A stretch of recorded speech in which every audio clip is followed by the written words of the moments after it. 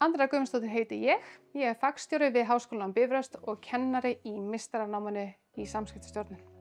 Samskiptastjórnun er glænýtt nám við Háskólann á Bifröst sem byggir á breiðum grunni félagsvísinda. Í náminu öðlast nemendur skilning á því fjölbreytta fjölmiðla- og stjórnmálaumhverfi sem samskiptastjórar starfa í, grunnþekkingu á stoðum fyrirtækjasamskipta og hæfni til að takast á við þær víðtæku áskoranir sem við stöndum frammi fyrir í samfélaginu í dag. Í náminu er farið yfir meðal annars stefnumótun og áætlanagerð. Við erum að vinna út frá lykileinkennum skipulagsheilda og sérstöðu þeirra og hlutverki í samfélaginu og nemendur vinna samskiptastefnur út frá því.